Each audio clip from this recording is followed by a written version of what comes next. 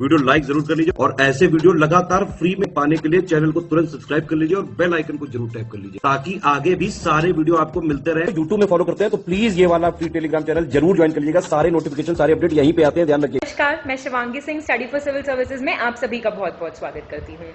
69th BPSC 2023 prelims परीक्षा के लिए हमारा सेक्शनल टेस्ट नंबर 11 होगा। पॉलिटी का फुल टेस्ट है। पॉलिटी के 100 बेस्ट क्वेश्चन, सिर्फ पॉलिटी के क्वेश्चंस हैं जहां जहां फंसते हैं, जिन चीज़ों की आपको टर्म नहीं याद होती, एज कितनी है रिटायरमेंट की, कौन अपना इस्तीफा राष्ट्रपति को देता है, किसका अपॉइंटमेंट कैसे होता है, उस तरीके के बहुत ही इंपॉर्टेंट क्वेश्चंस छांट के आपको कराए जाएंगे। आपको क्या करना है, you know the drill very well. आपको अपना स्कोर मुझे कमेंट करके बताना है। साथ साथ टेस्ट अटेम्प्ट कीजिए, स्कोर करते जाइए। टेस्ट जितने ज़्यादा करके जाएंगे अब आप उतना याद करेंगे मुझे पेपर में जाके। ज़्यादा चाहते हैं सिलेक्शन के पास जाना तो आप हमारा क्रैश कोर्स भी ज्वाइन कर सकते हैं। मतलब बिल्कुल ही श्योर करना चाहते हैं अपना सिलेक्शन, तो उन डिटेल्स के लिए आप हमारा डिस्क्रिप्शन बॉक्स चेक कर सकते हैं। बहुत ही कम पेजेस का मटेरियल 1 महीने में अच्छा खासा रिवाइज करके आप फिनिशिंग लाइन तक पहुंच सकते हैं, जितना कट ऑफ क्लियर करने के लिए ज़रूरी है। बाकी सब डिटेल्स के लिए आप हमारा फ्री टेलीग्राम ग्रुप ज्वाइन करते रहिए, साथ साथ सारे अपडेट्स फॉलो करते रहिए, स्टडी फॉर सिविल सर्विसेज को फॉलो करते रहिए, भला हो जाएगा आप सबका। शुरू कर रहे हैं हमारा टेस्ट नंबर 11। 69th बीपीएससी 2023 का सेक्शन वाइज टेस्ट 11 है। फुल पॉलिटी का टेस्ट है, छोड़ने का स्कोप नहीं है एक भी क्वेश्चन, याद रखिएगा। पहला क्वेश्चन, निम्नलिखित में से कौन सा निकाय एक वैधानिक निकाय नहीं है? विच among the following body is not a statutory body? बताइए। राष्ट्रीय महिला आयोग, नेशनल कमीशन फॉर विमेन, राष्ट्रीय अनुसूचित जाति आयोग, national commission for scheduled castes, राष्ट्रीय अल्पसंख्यक आयोग, नेशनल कमीशन फॉर माइनॉरिटीज, राष्ट्रीय मानवाधिकार आयोग, नेशनल ह्यूमन राइट्स कमीशन। उपयुक्त में से कोई नहीं, नन ऑफ द अबव या फिर मोर देन अबव। बी नहीं है बोला था, क्योंकि जो ये बी है ये एक कॉन्स्टिट्यूशनल बॉडी है, संवैधानिक निकाय है, संविधान में दिया हुआ था।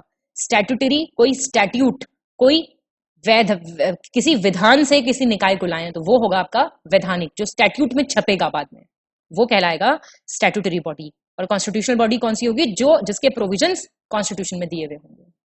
ठीक। नेशनल कमीशन फॉर एससी कब का है? ये 2004 में स्टैब्लिश हुआ था। ठीक।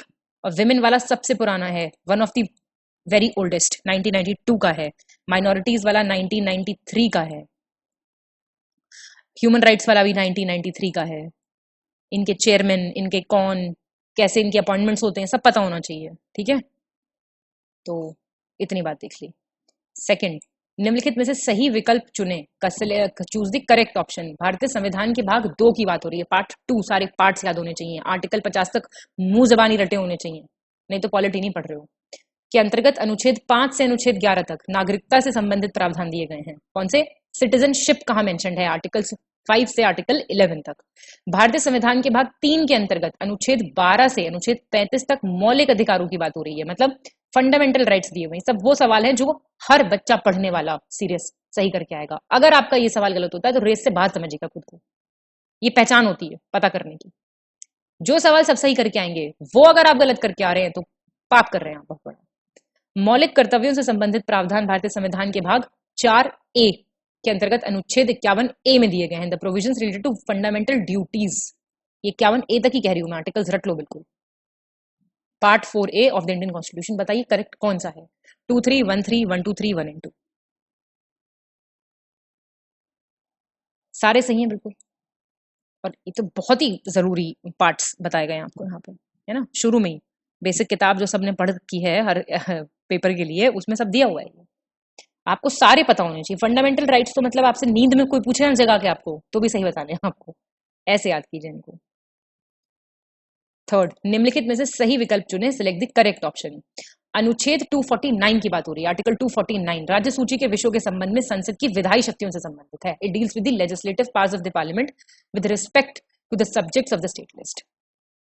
7वीं अनुसूची के अंतर्गत केंद्र और राज्यों के बीच विधायी शक्तियों के वितरण का उल्लेख किया गया है। 7th शेड्यूल में distribution of legislative powers between the centre and the states have been mentioned.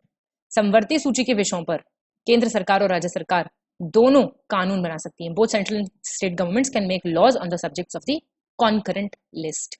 2-3, 1-3, 1-2-3, 1-2, none of the above, more than above. सी, आपकी आसानी के लिए, आपको पढ़ाने के लिए सारी चीजें हम दे रहे हैं आपको। 7 स्केड्यूल पता होने चाहिए, सारे स्केड्यूल्स पता होने चाहिए। स्केड्यूल्स तो याद कर लोगे ऐसे ही, टीयर्स ऑफ ओल्ड पीएम।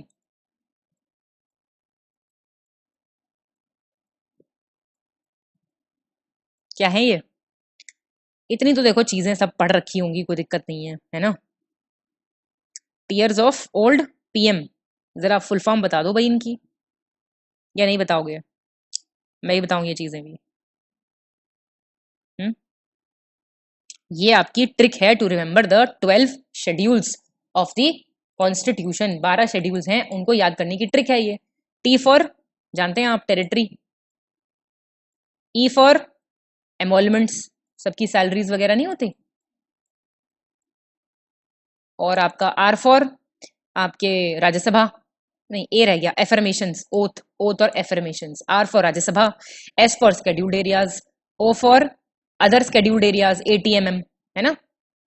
और F for federal provisions, 3 list इसमें दी हुई है। ओ से ऑफिशियल लैंग्वेज है। एल से आपके लैंड रिफॉर्म्स वाला है ये शेड्यूल, 9 शेड्यूल, है ना। डिफेक्शन 10th से है। और 11th कौन सा है आपका? पंचायत है। 12th आपका म्यूनिसिपैलिटीज है। तो आपको याद रखनी है चीजें ये। चलिए, बहुत बढ़िया। 4th देख लो अब। निम्नलिखित में से सही विकल्प का चयन करें। करेक्ट बहुत पूछ रहा है इस बार। भारत के संविधान ने संसद को में अवशिष्ट शक्तियां निहित की हैं। The constitution of India has vested the residuary powers in the parliament. पढ़ के देखो, ये सवाल ठीक हो सकता है, नहीं हो सकता। राष्ट्रपति को भारत के संविधान द्वारा अंतर्राज्यीय परिषद स्थापित करने का अधिकार दिया गया है। The president is empowered by the constitution of India to establish an inter state council. सर्वोच्च न्यायालय केंद्र और राज्यों के बीच वित्तीय विवादों से निपटने के लिए एक मुख्य निकाय है। The supreme court is the main body to deal with financial disputes between the centre and the states. 2-3, 1-3, 1-2-3, 1-2 answer. सही है ये भी सारी बातें, पढ़ लो इनको ढंग से, ठीक है। पहला पॉइंट बहुत इंपॉर्टेंट है। 5th, निम्नलिखित में से सही विकल्प का चयन करें। Select the correct option. अनुच्छेद 301 के अंतर्गत अंतरराज्यीय व्यापार एवं व्यवसाय की स्वतंत्रता प्रदान की गई है। Under article 301, freedom of interstate trade and business. प्रशासनिक सुधार आयोग ने भारत में लोकपाल एवं लोकायुक्त की स्थापना का सुझाव दिया था। एआरसी जो रिफॉर्म कमीशन आए थे, एडमिनिस्ट्रेटिव रिफॉर्म कमीशन, उन्होंने कहा था लोकपाल और लोकायुक्त होने चाहिए। संसद में पहला लोकपाल विधेयक वर्ष 1968 में चौथी लोकसभा के दौरान पेश किया गया था। फर्स्ट लोकपाल भी बोल रहा है ये, 1968 में चौथी लोकसभा उस वक्त चल रही थी। करेक्ट बताइए कौन सा है? गलत ही कौन सा है? कोई भी नहीं, सारी ठीक बातें हैं बिल्कुल। याद रखना ये 1968, और लोकसभा पूछ लेगा किसके दौरान, कौन सी लोकसभा के दौरान, कौन थे प्रधानमंत्री, कौन, ऐसे। तो थोड़ी सी क्रोनोलॉजी, कालानुक्रमिक क्रम, व्यवस्था, ऑर्डर थोड़ा सा पढ़ना पड़ेगा। 6th, निम्नलिखित में से सही विकल्प का चयन करें। Select the correct option. राष्ट्रीय आपातकाल के दौरान अनुच्छेद 20 और अनुच्छेद 21 को निलंबित नहीं किया जा सकता है। 20 and 21, they cannot be suspended during national emergency. राज्यपाल की सलाह पर राज्य में राष्ट्रपति शासन लागू किया जाता है। Presidents rule is imposed in the state on the advice of the governor. आपातकाल के दौरान किसी भी राज्य की विधानसभा का कार्यकाल संसद बढ़ा सकती है। Parliament can extend the term of the state assembly during the emergency. सिर्फ पार्लियामेंट बढ़ा सकती है, ये पूछ रहा है सवाल। 2-3, 1-3, 1-2-3, 1-2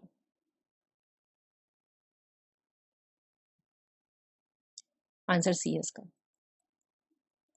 ये बड़ा इंपॉर्टेंट होता है, कौन से आर्टिकल सस्पेंड नहीं हो सकते, प्रेसिडेंट का रूल स्टेट में कब अप्लाई होता है, कौन क्या एक्सटेंड कर सकता है, क्या फर्क है तीनों आपातकाल में, ये सारा बहुत इंपॉर्टेंट है। कैसे लगता है आपातकाल, कैसे हटता है, समय अवधि, ये सब बहुत जरूरी बारीकी चीजें हैं जो हम लोग अपने नोट्स में अलग अलग पॉइंट्स में लिखते हैं। सारे के अपॉइंटमेंट्स जिनके सेम है, जिन सबको राष्ट्रपति शपथ दिलाते हैं, वो आपको अलग लिस्ट मिल जाएगी उसकी। जो आपकी सारी फर्क है इमरजेंसीज में, उसकी आपको अलग लिस्ट मिल जाएगी। मतलब तारीफ नहीं कर रही हूँ, बता रही हूँ जो है।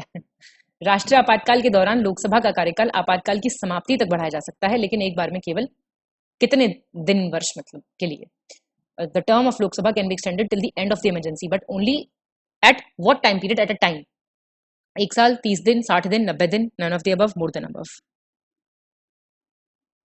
आपको पता है एक बार में 1 साल तक आप एक्सटेंड कर सकते हो प्रॉपर तरीके से, ठीक है। नेशनल इमरजेंसी लगी हुई है, लोकसभा का टर्म एक्सटेंड करना है आपको, मतलब लोकसभा का कार्यकाल खत्म हो रहा है, उस टाइम पे लग गई है, तो उसको आप एक्सटेंड कर सकते हो 1 साल में, for 1 year eight a time. 8th, निम्नलिखित में से सही विकल्प चुनें, select the correct option. Vidhan Parishad को समाप्त किया जा सकता है पर इसे भंग नहीं किया जा सकता। लेजिस्लेटिव काउंसिल की बात हो रही है। It can be abolished but it can not be dissolved. और 169 जो आपका आर्टिकल, वो विधानसभा को विधान परिषद बनाने के लिए प्रस्ताव पारित करने की अनुमति देता है। लेजिस्लेटिव असेंबली जो है, it allows to pass a resolution to create a legislative council. राज्य विधान परिषद एक स्थायी सदन है और इसे भंग नहीं किया जा सकता। It's a permanent house and it can not be dissolved. SLC की बात हो रही है। देख के बताइए क्या है।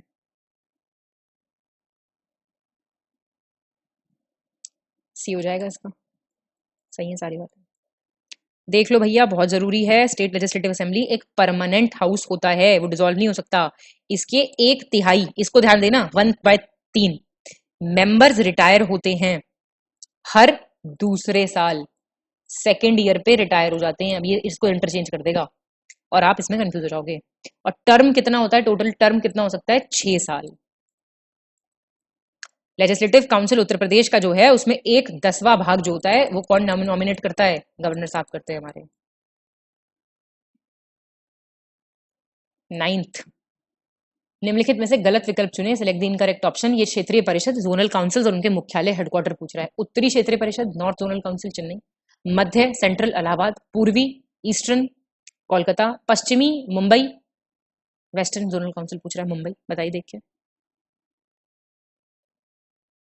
रट लो भैया यार। नदरन जोनल काउंसिल का बताइए चेन्नई कैसे हो सकता है, आप मुझे बताइए। नदरन जोनल काउंसिल का हेडक्वार्टर है आपका नई दिल्ली में। ठीक जी। और आपका सेंट्रल जोन का आपका इलाहाबाद में है। आपका ये आपका वेस्टर्न का आपका मुंबई में है। ईस्टर्न का आपका कोलकाता में है। और भाई चेन्नई कहाँ का होगा, है साउथ। 10th, निम्नलिखित में से गलत विकल्प का चयन करें, चूज द इनकरेक्ट ऑप्शन। ये कह रहा है समानता का अधिकार, राइट टू इक्वलिटी। मैंने बताया ना, ये फंडामेंटल राइट्स तो रटने पड़ेंगे हर हाल में।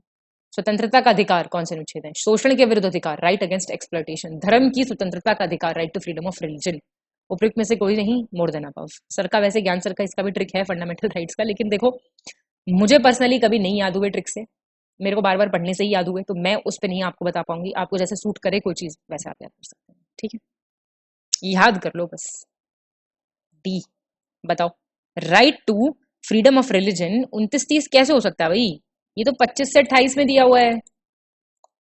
ये सारे 25, 26, 27, 28 अलग अलग भी याद होने चाहिए आपको। कमेंट कर देगा क्या कोई, बहुत बड़ा टास्क हो जाएगा, ऐसा लगेगा मैम ने क्या कह दिया। 29-30 कौन सा है भाई, ये कल्चरल और एजुकेशनल राइट्स हैं, सांस्कृतिक और शैक्षिक अधिकार हैं। ठीक है, फिर एक 31 हुआ करता था आपका, राइट टू प्रॉपर्टी, वो तो रिपील कर दिया है अब। फिर आपका एक आर्टिकल 32 होता है, क्या है वो, आपका संवैधानिक उपचारों का अधिकार, आत्मा कहा था जिसको बी आर अम्बेडकर ने संविधान की। राइट टू कॉन्स्टिट्यूशनल रेमेडीज, भाई राइट्स को बचाने के लिए भी तो एक अधिकार चाहिए ना। इन राइट्स को बचाएंगे कैसे, इस अधिकार से बचाते हैं 32 से, क्योंकि आप डायरेक्ट जा सकते हो सुप्रीम कोर्ट अगर किसी ने आपके फंडामेंटल राइट्स का हनन कर दिया है तो, और हाई कोर्ट भी जा सकते हो। कौन से आर्टिकल के तहत जा सकते हो जरा बताना, हाई कोर्ट जाने का कौन सा आर्टिकल है। ये भैया 14 से लेके सारे मुझे कमेंट करके बता दो, 14, 15, 16, 17, 18 ऐसे। ठीक है, एक एक लाइन में छोटे छोटे अपना लिख के बता दो, सही रहेगा। चलिए 11th देख लो, निम्नलिखित में से गलत विकल्प चुनें, सिलेक्ट द इनकरेक्ट ऑप्शन। मैंने आपको क्या बताया, आर्टिकल्स 14, 16, 17, 18 ये वाले सबसे इंपॉर्टेंट है, फंडामेंटल राइट्स वाले आर्टिकल्स बहुत पूछता है। ठीक है, तो देख के बताओ जरा। 14 इक्वालिटी बिफोर लॉ है क्या, 16 शिक्षा का अधिकार, 17 अस्पृश्यता का उन्मूलन, अबॉलिशन ऑफ अनटचेबिलिटी। तो भाई पिक्चर भी देखिए, बता दोगे मेरे ख्याल से, कोई दिक्कत नहीं होनी चाहिए।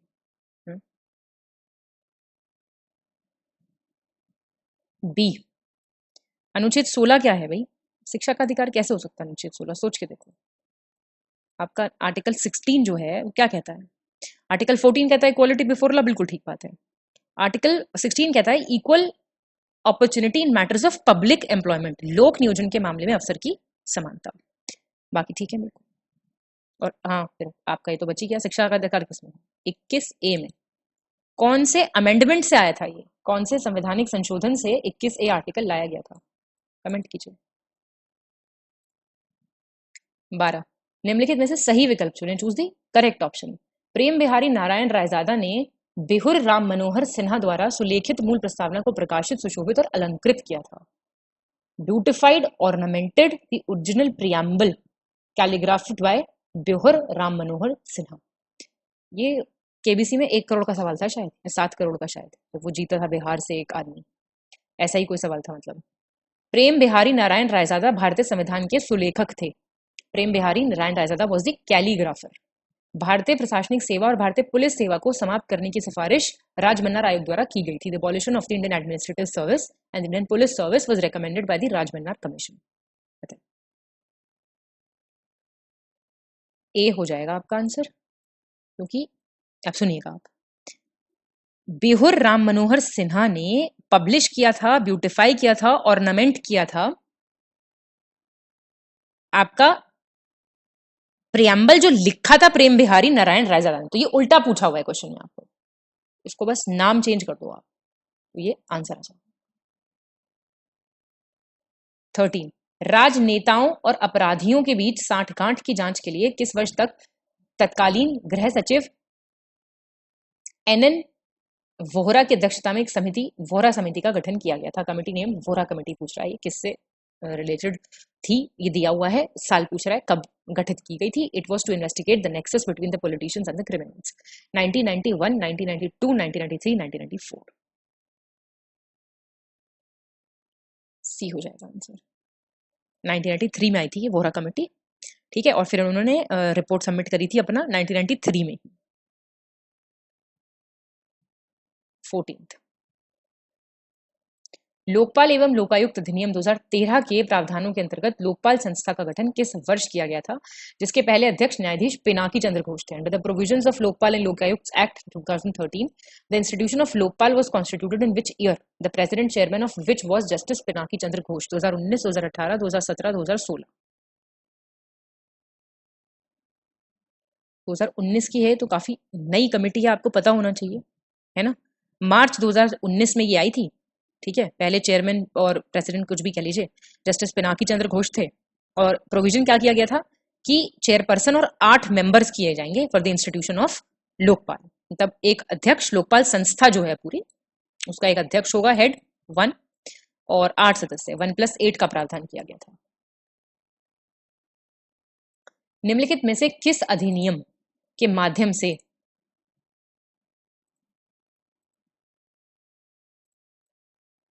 1993 के अधिनियम में संशोधन करके मानवाधिकार आयोग के अध्यक्ष और सदस्यों का कार्यकाल 5 वर्ष से घटाकर 3 वर्ष कर दिया गया। आजकल बहुत चल रहा है ये, सब में छेड़छाड़ कर रहे हैं बहुत ज्यादा सरकार, आप पढ़ते रहते होंगे, बीच बीच में आता रहता है, सर कराते हैं ना हमारे Ajit sir. Through which of the following act by amending the 1993 act the term of the chairperson and the members of the Human Rights Commission is reduced from 5 years to 3 years? बताइए। देखिए सारे संविधान मानवाधिकार संरक्षण संशोधन अधिनियम है, तो साल देख लीजिए बस आप, 2018, 19, 20, 21। भाई बहुत ही लेटेस्ट न्यूज है, तो पता होनी चाहिए, है ना। तो इन्होंने क्या करा, अमेंड कर दिया इसको 1993 वाले एक्ट को, ऊपर देख के आयो ना आप। तो इन्होंने क्या कर दिया, चेयरपर्सन और मेंबर्स की टर्म कर दी 5 साल और 3 साल, और एज कितनी है, 70 साल है, जो भी पहले आ जाए। 16 निम्नलिखित में से गलत विकल्प चुनिए, सिलेक्ट द इनकरेक्ट ऑप्शन। अब देखिए, योजना आयोग की स्थापना 15 मार्च 1950 को केंद्रीय मंत्रिपरिषद द्वारा पारित एक विशिष्ट प्रस्ताव पारित करके की गई थी। प्लानिंग कमीशन जो था, ये कह रहा है it was established on March 15, 1950 by specific resolution passed by the council of ministers. Pandit Jawaharlal Nehru योजना आयोग के पहले अध्यक्ष थे। First chairperson, chairman. प्रधानमंत्री योजना आयोग का पदेन अध्यक्ष होता है, ex officio chairman of the planning commission prime minister होते हैं। एमवी माथुर ने वित्त आयोग एवं योजना आयोग के परस्पर विलय का प्रस्ताव किया था। मर्जर किसका, फाइनेंस कमीशन और प्लानिंग कमीशन का। आंसर बताइए। इनकरेक्ट पूछ रहे हैं, तो ठीक है, ये तो कोई नहीं है इसमें से गलत। देखो प्लानिंग कमीशन आया था, ठीक है, एक स्पेसिफिक रेजोल्यूशन से ही आएगा, क्योंकि ये कॉन्स्टिट्यूशनली बॉडी तो थी नहीं, अलग से आई थी। पहले चेयरमैन जवाहरलाल नेहरू थे, एक्स ऑफिशियो भी यही है। अभी किसको क्या बोलते हैं, नीति आयोग बोलते हैं, जिसकी फुल फॉर्म आप मुझे बताएंगे कमेंट करके। और नीति आयोग इंडिया में कब पास हुआ था, मतलब इसके लिए भी स्पेसिफिक रेजोल्यूशन लेके आना पड़ा था 2015 में। 1 जनवरी 2015 की बात है और अरविंद पनागरी है इसके पहले वाइस चेयरमैन थे। अभी कौन है इसके वीसी प्रेजेंट नीति आयोग के? ये कमेंट करके बताओ और नीति आयोग की फुल फॉर्म।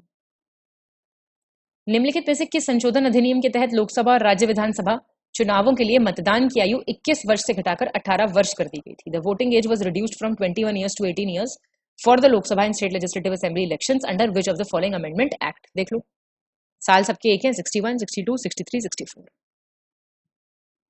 बहुत इंपॉर्टेंट है, बहुत रिपीटेड क्वेश्चन है, पीसीएस का तो फेवरेट क्वेश्चन है, कोई भी पीसीएस हो। ए है इसका आंसर। 61st अमेंडमेंट एक्ट 61वां संशोधन अधिनियम 1989 का, इसमें 21 साल से 18 साल कर दी थी लोकसभा और स्टेट लेजिस्लेटिव असेंबली इलेक्शंस के लिए। और अमेंडमेंट एक्ट कौन सा था ये? 61st amendment act. 18 निम्नलिखित में से कौन से विषय राज्य सूची के अंतर्गत आते हैं स्टेट लिस्ट में? ये थोड़ा सा लिस्ट देखनी पड़ेगी, थोड़ा सा एक वो बना लो अपना, बीच में लिख के स्टेट लिस्ट का नाम, उसमें से ऐसे ऐसे ऐसे करके हम बनाते हैं ना, बीच में पेज पे लिख के स्टेट लिस्ट, और ऐसे ऐसे करके थोड़े थोड़े सब्जेक्ट्स मेंशन कर लो जो सारे इंपॉर्टेंट हैं। ठीक है, इसका तरीका ये याद करने का। देख लो, उद्योग, टैक्सेस ऑन एग्रीकल्चरल इनकम, कृषि आय पर कर, खनिज संबंधी अधिकारों पर कर, taxes on mineral related rights, कृषि आय के अतिरिक्त अन्य आय पर कर, tax on another income other than agriculture income. देख के बताओ क्या होगा, कमेंट करते जाओ, बस रुकना नहीं है। मैंने क्या बताया? काम करते चलो, नाम जपते चलो, कृष्ण दर्शन तो देंगे कभी ना कभी। सी हो जाएगा आंसर। 1, 2 और 3 आते हैं स्टेट लिस्ट में। ठीक है, तो आपका जो ये है taxes on income other than agriculture income, ये नहीं आता है इसमें। समझे बात? ये किस में आता है? ये यूनियन लिस्ट में आता है। यूनियन लिस्ट में क्या आते हैं आपके? ओपीएम का मैन्युफैक्चर, अफीम की खेती हो गया, taxes on income other than agriculture income हो गया, लेबर सेफ्टी, ऑयल फील्ड्स, ये सब आता है इसमें। कॉनकरेंट में आपकी फैक्ट्रीज आती हैं, इलेक्ट्रिसिटी आती है, न्यूज़पेपर आती है, बुक्स आती हैं, प्रिंटिंग प्रेस, बहुत सारे हैं हालांकि, पर आपको कुछ तो मेन याद रखने पड़ेंगे। 19 निम्नलिखित में से सही विकल्प चुनें, चूज द करेक्ट ऑप्शन। संविधान सभा का पहला सत्र 1946 में 9 दिसंबर से 23 दिसंबर तक चला था, फर्स्ट सेशन। ये भी बहुत पूछता है सवाल। 9 to 23 दिसंबर। राज्यसभा के सदस्यों के निर्वाचन से संबंधित प्रावधान दक्षिण अफ्रीकी संविधान से लिए गए हैं। एक ये बोरिंग वाले बहुत पूछता है। Provisions relating to the election of members of Rajya Sabha has been taken from South Africa. 1979 में उत्तर प्रदेश में दल बदल विरोधी कानून को एक अधिनियम बनाया गया था, मतलब एंटी डिफेक्शन लॉ को एक्ट बनाया था 1979 में यूपी। आंसर करेक्ट, डी है आंसर इसका। 1 और 2 हो जाएगा। एंटी डिफेक्शन लॉ एक एक्ट बनाया गया था 1979 में, कहां पे? वेस्ट बंगाल, यूपी की बात नहीं हो रही है। 20वां, भारतीय संविधान की 6ठी अनुसूची के अंतर्गत 4 पूर्वोत्तर राज्य, भी बताया ATMM, जब टीयर्स ऑफ ओल्ड पीएम बताया, ध्यान नहीं देते हो ना। जनजातीय क्षेत्रों के प्रशासन से संबंधित प्रावधान दिए गए उन 4 पूर्वोत्तर राज्यों से संबंधित सही विकल्प चुनेंगे। 6th schedule of the Indian Constitution, the provisions related to the administration of tribal areas and the 4 northeastern states have been given. You have to select those northeastern states, 4. Assam, Meghalaya, Tripura, Mizoram. D हो जाएगा। ATMM, अब मेघालय और मिजोरम है, MM ये आप अपने आप से ध्यान कर लो। ATMM, ये ट्रिक है। 21 निम्नलिखित में से सही विकल्प चुनें, सिलेक्ट दी करेक्ट ऑप्शन। संघ सूची के विषय आ गया ना भाई। सब्जेक्ट्स ऑफ यूनियन लिस्ट, संचार और रक्षा यूनियन लिस्ट में आएगा। राज्य में पुलिस और सट्टेबाजी, बेटिंग नहीं होती आईपीएल पे और पता नहीं किस किस चीज पे होती है, भगवान जाने। संवर्ती सूची के विषय शिक्षा और वन, कॉन्करेंट लिस्ट के एजुकेशन एंड फॉरेस्ट। बताओ आंसर। अब टॉपिक वही हो गया जिससे ऊपर क्वेश्चन आया, अब ऊपर 3-4 क्वेश्चन आ गए मान लो, तो फिर आपको उसी टॉपिक को अपना बहुत ही अच्छे से प्रिपेयर करना ही पड़ेगा। ठीक है, पोर्ट्स, डिफेंस, कम्युनिकेशन तो खैर यूनियन लिस्ट में आएगा ही, बाकी आप देख सकते हैं जो भी है। 22 सर्वोच्च न्यायालय ने किस वर्ष यह निर्णय लिया था कि 24 अप्रैल 1973 के बाद भारतीय संविधान की 9वीं अनुसूची में जोड़े गए कानूनों को की न्यायिक समीक्षा की जा सकती है? Supreme court had decided in which year that the laws added to the 9th schedule of the Indian Constitution after April 24, 1973 के बाद के they are subjected to judicial review। कब आया था ये निर्णय? 2007 में, 6 में, 5 में, 4 में? 2007 में डिसाइड हुआ था असल में ये चीज। ठीक है, 1973 वाले जो हैं वो भी 9th शेड्यूल के अंदर आप उनको ऐड कर सकते हैं। वालों मतलब they are subject to judicial review, वो सरकार की निगाह में आ सकते हैं। 23 संविधान सभा की प्रमुख समितियों के संबंध में सही विकल्प चुनना है आपको। Correct option in relation to the major committees of the constituent assembly. संघ शक्ति समिति आपको याद करनी पड़ेगी। Union powers committee Jawaharlal Nehru, प्रांतीय संविधान समिति के थे प्रोविंशियल कॉन्स्टिट्यूशन कमेटी के सरदार पटेल, प्रारूप समिति डॉक्टर भीमराव अम्बेडकर और राष्ट्रीय ध्वज पर तथर्थ समिति doctor Rajendra Prasad, ad hoc committee on the national flag doctor Rajendra Prasad. बताइए।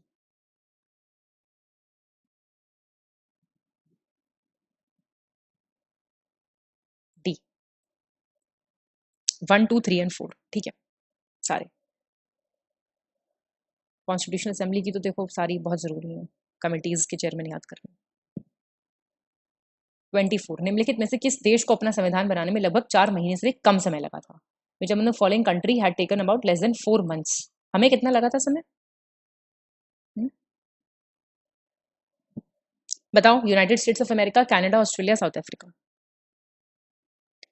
तो भैया यही हैं जो दुनिया पे राज कर रहे हैं, इन्हीं कॉन्स्टिट्यूशन वगैरह में इन्होंने समय नहीं दिया, ये अपना पैसा कमाने में ही लगे हुए हैं तब से ही, है ना।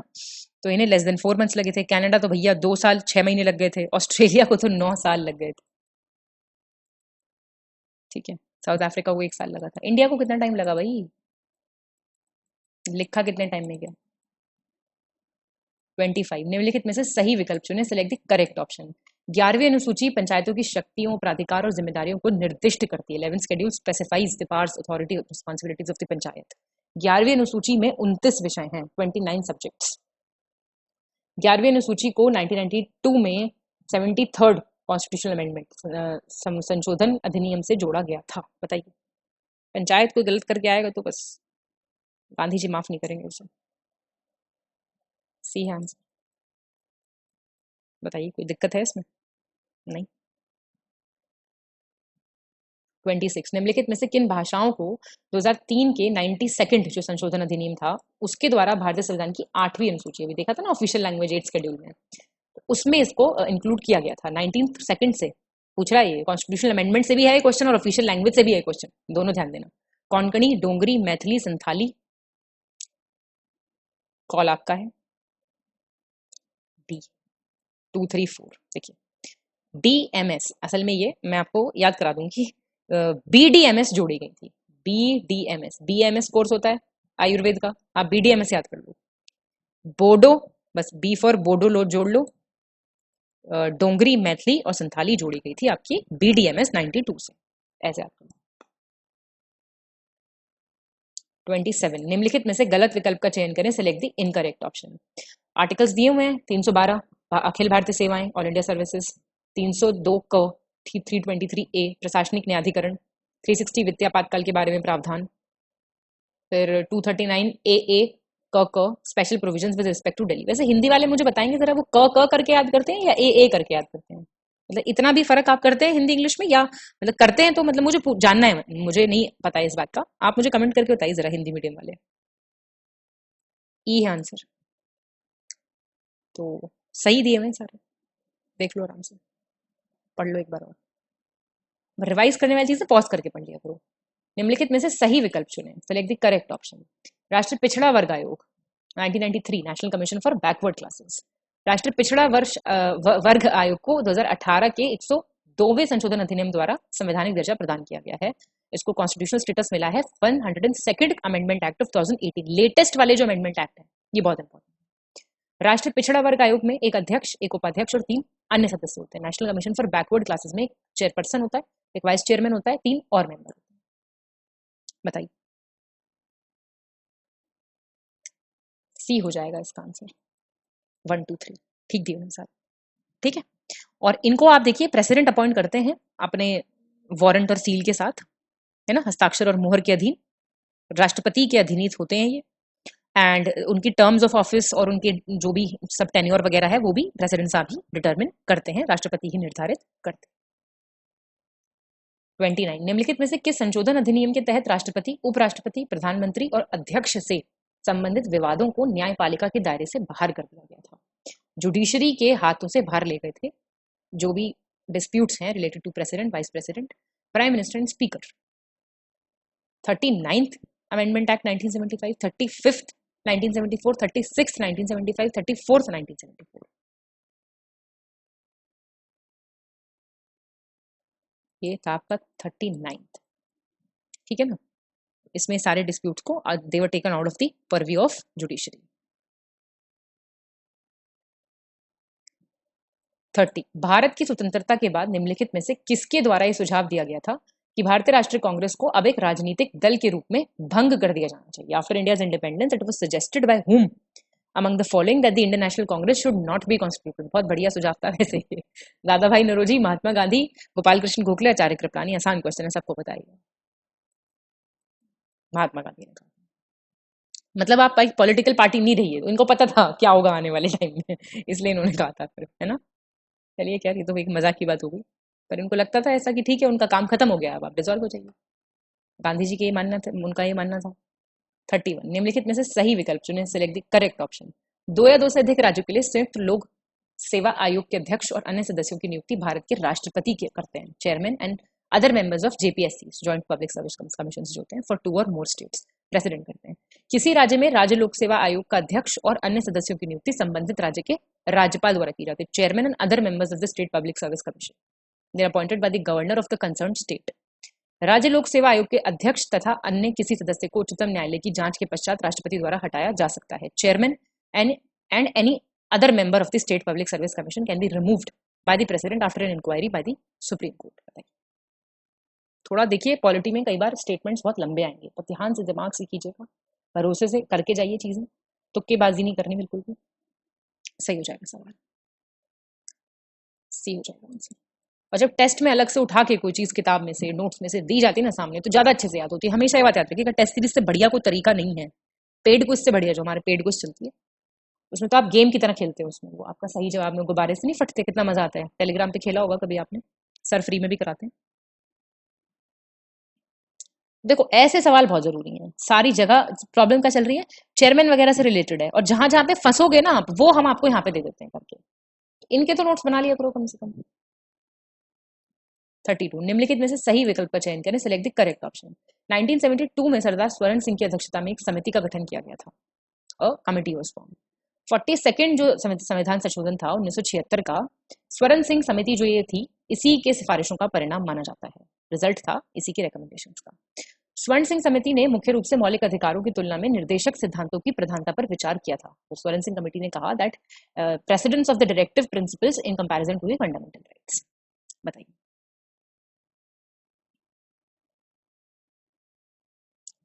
ए हो जाएगा एक्चुअली।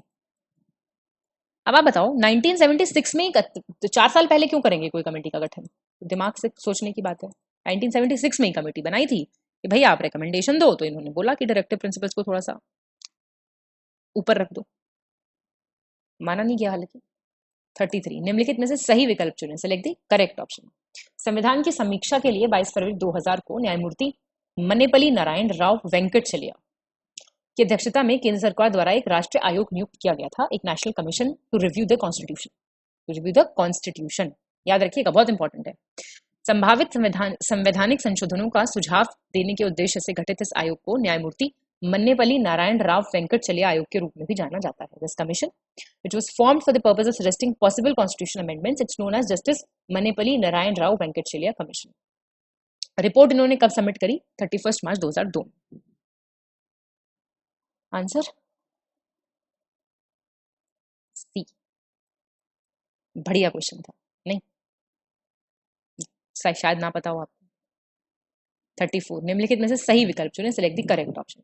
अनुच्छेद 356 के अंतर्गत राष्ट्रपति शासन पहली बार पंजाब में वर्ष 1951 में लगाया गया, 51 में। राष्ट्रपति शासन अधिकतम 3 वर्ष के लिए लगाया जा सकता है, presidents rule maximum for 3 years। KM. Nambiar ने कहा था कि राष्ट्रपति का आपातकालीन अधिकार संविधान के साथ धोखा है, it's a fraud with the constitution, emergency power president की। बताइए,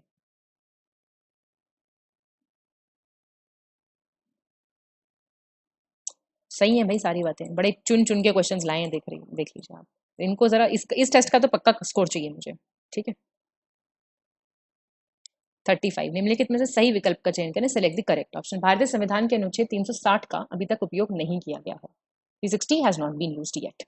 केंद्रीय प्रदूषण नियंत्रण बोर्ड का गठन सितंबर 1974 में जल प्रदूषण निवारण एवं नियंत्रण अधिनियम 1974 के प्रावधानों के तहत किया गया था। सेंट्रल पोल्यूशन कंट्रोल बोर्ड की बात हो रही है ये।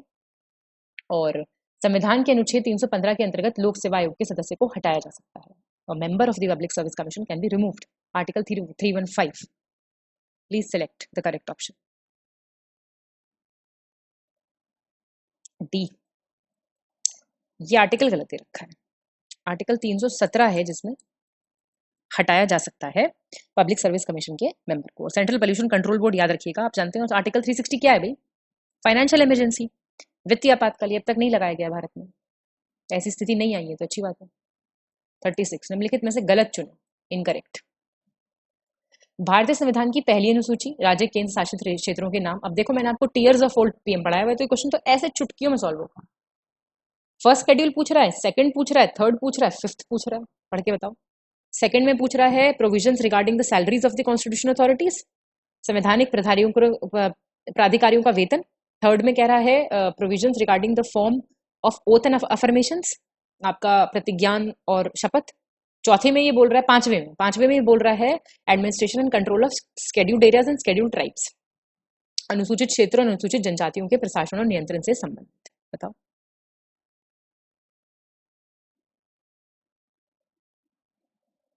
कोई गलत है ही नहीं, ठीक है ये सारे। Tears of old PM, bar bar revise करते रहो सेम चीज, सेम क्वेश्चन 10 बार आए तो सेम चीज बार बार रिवाइज करो, पक्की हो जाएगी। 37 निम्नलिखित में से गलत विकल्प चुने, सेलेक्ट द इनकरेक्ट ऑप्शन। आर्थिक नियोजन भारत के संविधान के तहत समवर्ती सूची का विषय है, इकोनॉमिक प्लानिंग कॉन्करेंट लिस्ट में आता है। आपराधिक मामलों को भारतीय संविधान की समवर्ती सूची में रखा गया, क्रिमिनल मैटर्स को कॉन्करेंट लिस्ट में रखा गया। शिक्षा को भारतीय संविधान की समवर्ती सूची में रखा गया, एजुकेशन कॉन्करेंट लिस्ट। और जानवरों के प्रति क्रूरता की रोकथाम को भारतीय संविधान की समवर्ती सूची में रखा गया। सारा कॉन्करेंट लिस्ट से रिलेटेड पूछ रहा है, prevention of cruelty to animals. बताओ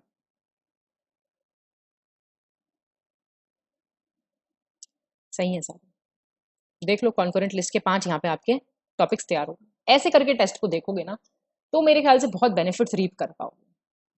38 1960 में डैश के फैसले पे सर्वोच्च न्यायालय ने पहली बार ये घोषणा की थी कि प्रस्तावना संविधान का हिस्सा नहीं है, not, preamble was not a part of the constitution. कब ऐसा कहा था सुप्रीम कोर्ट ने? बेरुबरी संघ मामले में, केशवानंद भारती मामले में, मिनर्वा मिल्स मामले में, गोलकनाथ मामले में।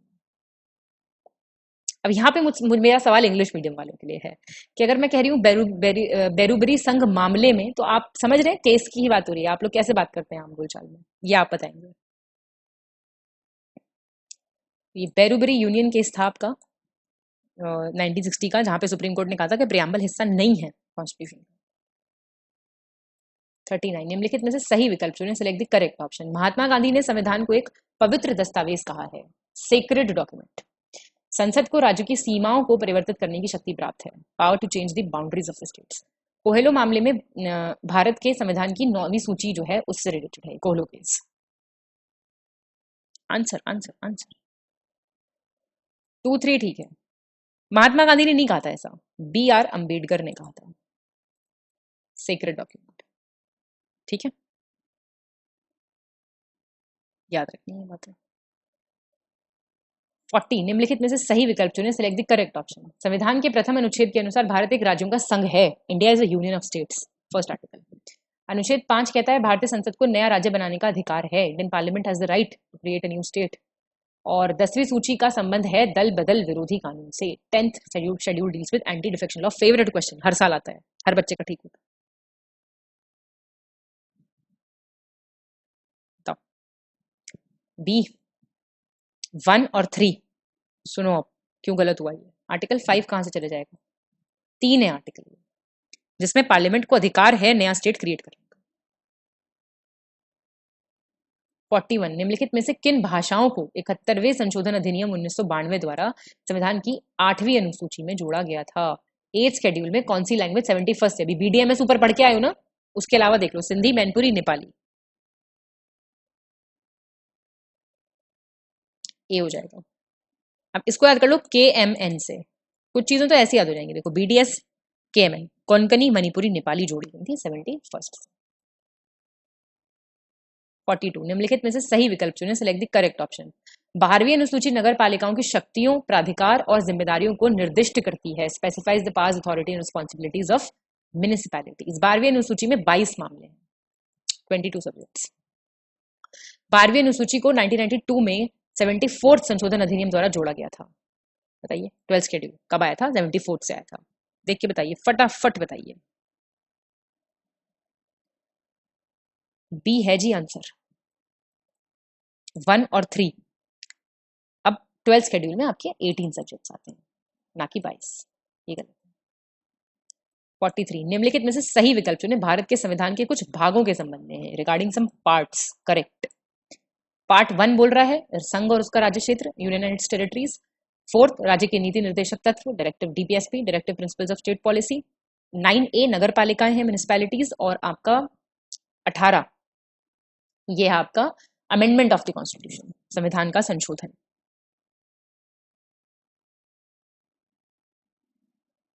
भाई सी हो जाएगा इसका आंसर से।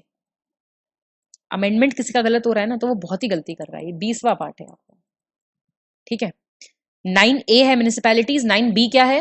कोऑपरेटिव सोसाइटीज है। 9B पढ़ा है कि नहीं पढ़ा है? कोऑपरेटिव सोसाइटीज, सहकारी समितियां, ठीक है। और अच्छा 2-4 बता दो जरा। इलेक्शंस किस में आते हैं ये बता दो, इमरजेंसी प्रोविजंस किस में आते हैं ये बता दो। 2 सवाल पूछे हैं मैंने, इलेक्शंस पूछा है कौन से पार्ट में है, और इमरजेंसी प्रोविजंस ईपी लिख देती हूँ किस में आते हैं। 44 भारतीय संविधान की निम्नलिखित में से कौन सी विशेषता आयरिश संविधान से नहीं ली गई है, not taken from the Irish constitution. ये सवाल बहुत आते हैं। राज्य के नीति निर्देशक सिद्धांत, directive principles of state policy, Rajya Sabha के लिए सदस्यों का नामांकन, नॉमिनेशन, राष्ट्रपति की चयन की विधि, method of election of president, परमाधिकार आदेश, प्रेरोगेटिव रिट्स। रिट्स पढ़ के जाना भाई। More than above, none of the above. D नहीं लिया गया यहाँ से, कहां से लिया गया है फिर? बाकी लिए गए। ये आपका ब्रिटिश संविधान से लिया गया। 45 भारतीय संविधान की निम्नलिखित में से कौन सी विशेषता 1935 के भारत सरकार अधिनियम से ली गई हैं? Which among the following features of Indian Constitution are taken from Government of India Act 1935? बताइए। राज्यपाल का कार्यकाल, ऑफिस ऑफ गवर्नर, आपातकालीन प्रावधान, इमरजेंसी प्रोविजंस, प्रशासनिक विवरण, एडमिनिस्ट्रेटिव डिटेल्स, न्यायपालिका, जुडिशरी।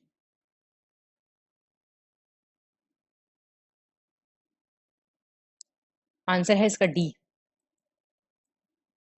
दिख रहा हुआ है। ठीक है, गवर्नमेंट ऑफ इंडिया एक्ट से सभी कुछ लिया गया है। 46 निम्नलिखित में से सही विकल्प चुनें, सिलेक्ट द करेक्ट ऑप्शन। 69 संशोधन अधिनियम जो 1991 वाला, उसके द्वारा दिल्ली को राष्ट्रीय राजधानी क्षेत्र का दर्जा दिया गया है, स्टेटस ऑफ एनसीटी दिल्ली को दिया गया है। और सिक्किम को 35th को संविधान अधिनियम 1974 द्वारा भारत के एक राज्य का दर्जा दिया गया था, स्टेटस जो स्टेट का था इंडिया का, वो 35th से मिला था। 72nd जो संशोधन अधिनियम 1992 में था, उसके अंतर्गत त्रिपुरा की विधानसभा में अनुसूचित जनजातियों के लिए सीटों के आरक्षण का प्रावधान किया गया है। बताइए। Reservation of seats for scheduled tribes in legislative assembly of Tripura. B हो जाएगा आंसर, 1 और 3। 2 क्यों गलत है? सिक्किम वाला गलत मत करके आना, का सवाल काफी आता है। 36 था ईयर, ठीक है, नहीं ईयर भी गलत है, सॉरी 35 था, 1975, बाकी ठीक है।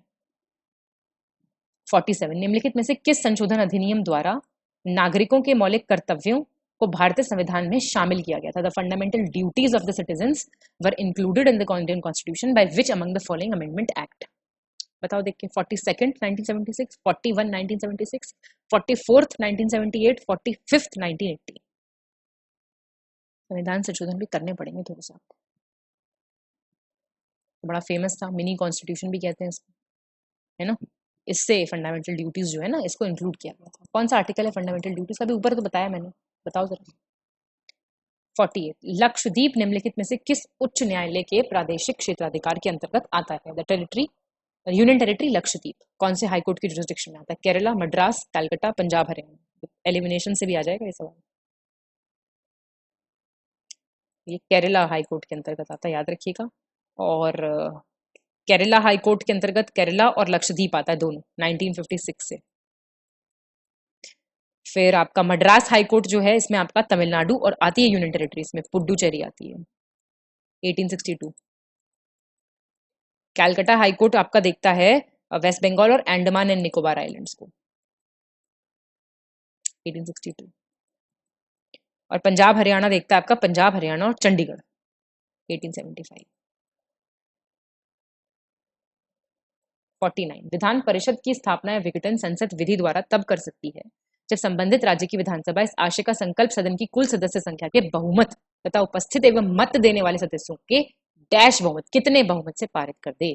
सुनिएगा, लेजिस्लेटिव काउंसिल जो है वो तब स्टैब्लिश कर सकती है या डिसॉल्व कर सकती है कोई भी बिल, भाई पार्लियामेंट का उनके पास गया है, जब लेजिस्लेटिव असेंबली उस स्टेट की रेजोल्यूशन पास कर दे for this effect, for what effect, to dissolve that bill by a majority of the total members of the house and dash majority of the members present and voting. How many majority of the members present and voting? अगर किसी को majorities पढ़नी है तो ज्ञान sir का बहुत बढ़िया वीडियो है, वो थोड़ा सा अपने कॉन्सेप्ट्स पक्के कर सकता है उस वीडियो से। सी 2/3 तो सबको पता होती है, बेसिक चीज है, ठीक है। 2/3 मेंबर्स जो हैं वो आपके प्रेजेंट और वोटिंग वोट करते हैं, तो ऐसा हो सकता है, रेजोल्यूशन पारित हो सकता है, ठीक है।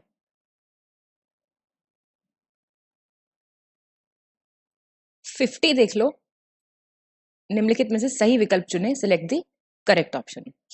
आपका बात हो रही है आर्टिकल 171 की, इसके अंतर्गत राज्य विधान परिषद का प्रावधान किया गया है, स्टेट लेजिस्लेटिव काउंसिल का। मौलिक कर्तव्यों को स्वर्ण सिंह समिति की सिफारिश पर भारतीय संविधान में शामिल किया गया था। फंडामेंटल ड्यूटीज जो थी they were included on the recommendation of the Swaran Singh committee. और मूल संविधान के हिंदी संस्करण का सुलेखन वसंत कृष्ण वैद्य ने किया था। मैं बता रही हूँ ये कैलीग्राफी वाले क्वेश्चन करोड़ों रुपए के सवाल है, मजाक की बात नहीं है ये। तो कैलीग्राफी जो है हिंदी वर्जन की ओरिजिनल कॉन्स्टिट्यूशन की, it was performed by Vasant Krishna Vaidya. Answer बताइए, सी हो जाएगा। 51 शगुन का सवाल है ये। भारतीय संविधान के निम्नलिखित में से किस अनुच्छेद के अंतर्गत राज्यों की विधायिका में निम्नलिखित तत्व राज्यपाल, विधानसभा तथा विधान परिषद जहां यहां मौजूद हैं उनको शामिल किया गया है? मतलब कौन से आर्टिकल्स ऐसे हैं जहां पे एलिमेंट्स डाले हैं, कौन से? Governor, legislative assembly, legislative council तो वही होगी ना जहां होगी, हर जगह तो बाई कैमरल नहीं है, द्विसदनीय नहीं है, तो उसको इंक्लूड किया गया है, पूछ रहा है। आर्टिकल 166, 167, 168, 169। सी हो जाएगा आर्टिकल 168। 52 निम्नलिखित में से सही विकल्प चुने, select the correct option. Congress party की विशेषज्ञ समिति की स्थापना 8 जुलाई 1946 को हुई थी। Expert committee of the Congress party. Congress party की विशेषज्ञ समिति के अध्यक्ष जवाहरलाल नेहरू थे, chairman of the expert committee. Congress party की विशेषज्ञ समिति के में अध्यक्ष सहित कुल 8 सदस्य थे, टोटल मेंबर्स इंक्लूडिंग चेयरमैन वर 8। आंसर तो ये भी सारे सही हैं। जो सारे सही हैं देखो उनमें मैं पूरा आपको रीड करा ही रही हूं, आप बस फटाफट से जो आपको नहीं पता वो नोट करते जाओ। 53 निम्नलिखित में से सही विकल्प चुने, सिलेक्ट द करेक्ट ऑप्शन। अभी कह रहा है आपसे आर्टिकल 371A सिक्किम राज्य के संबंध में विशेष प्रावधान, सारे स्पेशल प्रोविजंस विशेष प्रावधानों का है। फटाफट से आर्टिकल पढ़ के 100% आता है ये सवाल, पीसीएस का तो फेवरेट क्वेश्चन है ये। 371 भी असम हो गया, 371C नागालैंड के लिए, एफ आपका मणिपुर के लिए। देख के बताओ कौन सा सही है।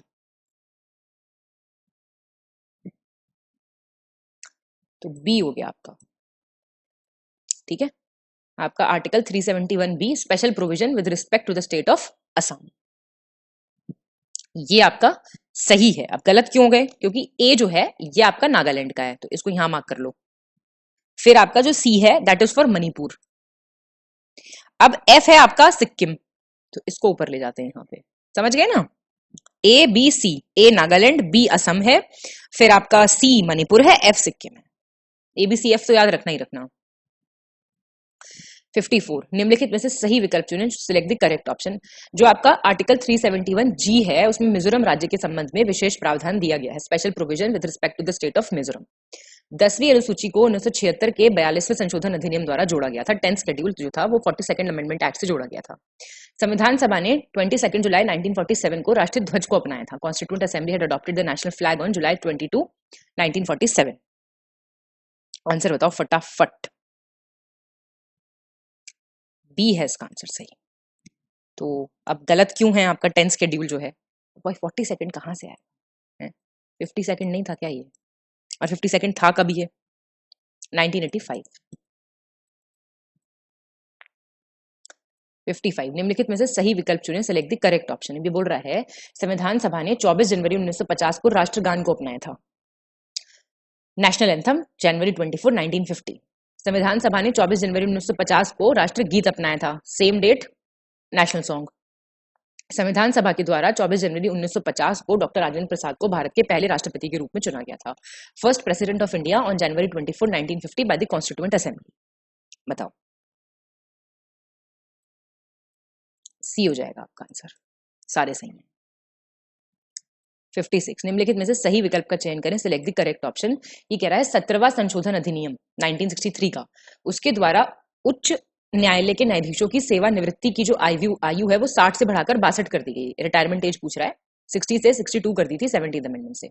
14वें संशोधन अधिनियम 1962 के द्वारा पुडुचेरी को भारतीय संघ में शामिल किया गया था, पुडुचेरी वाज इंक्लूडेड। 21st जो कॉन्स्टिट्यूशनल अमेंडमेंट एक्ट था आपका 1967 का, उसके द्वारा सिंधी भाषा को 8वीं अनुसूची में 15वीं भाषा के रूप में Sindhi was included as the 15th language in the 8th schedule. बताइए, तो ये ए हो जाएगा आपका 2 and 3। ठीक है, तो सही आपका 2 और 3 है, तो पहला क्यों गलत है आपका? 60 से 62 जो किया गया था, it was the 15th amendment. एक सेकेंड, ये 15th था अमेंडमेंट। ठीक है, 1963 का, बाकी ठीक है। 57 निम्नलिखित में से गलत विकल्प चुने, सिलेक्ट द इनकरेक्ट ऑप्शन। आपके आर्टिकल्स दिए हुए हैं, आर्टिकल 40, 44, 48, 50 सारे पता होने चाहिए आपको। मेरे हिसाब से मैंने आपको बताया, ये 50 आर्टिकल तो रट लो, देख के बताओ। डी है इसका इनकरेक्ट। आर्टिकल 50 क्या कहता है? आर्टिकल 50 कहता है कार्यपालिका से न्यायपालिका का पृथक्करण, separation of judiciary from executive. बाकी बिल्कुल ठीक है। और आर्टिकल ये प्रमोशन ऑफ इंटरनेशनल पीस और आपका सिक्योरिटी कौन सा आर्टिकल है? It is article 51। निम्नलिखित में से किस संशोधन अधिनियम के द्वारा राज्य लोक सेवा आयोग और संयुक्त लोक सेवा आयोग के सदस्यों की सेवानिवृत्ति की आयु बढ़कर 60 से बढ़ाकर 62 कर दी गई थी?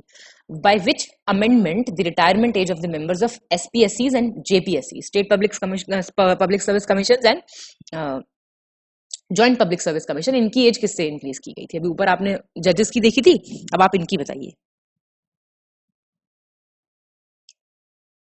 ये फर्स्ट से हुआ था ऐसा, मतलब 41st अमेंडमेंट 1976 से ऐसा हुआ था। ठीक है। 59 निम्नलिखित में से सही विकल्प चुने, सिलेक्ट द करेक्ट ऑप्शन। भी बोल रहा है राष्ट्रीय आपदा प्रबंधन प्राधिकरण में एक अध्यक्ष और अन्य सदस्य होते हैं जो 9 से अधिक नहीं होंगे। National disaster management authority consist of a chairman and other members who shall not exceed 9। जिला आपदा प्रबंधन प्राधिकरण में एक अध्यक्ष और अन्य सदस्य होते हैं जो 7 से अधिक नहीं होंगे। District disaster management authority, chairman plus members, मतलब टोटल 7 होंगे। और आपका जो स्टेट डिजास्टर मैनेजमेंट अथॉरिटी है, राज्य आपदा प्रबंधन प्राधिकरण है, कितना बढ़िया क्वेश्चन है, सब कुछ एक ही में तैयार हो रहा है। उसमें टोटल कितने नहीं होंगे? 9 से ज्यादा नहीं होंगे।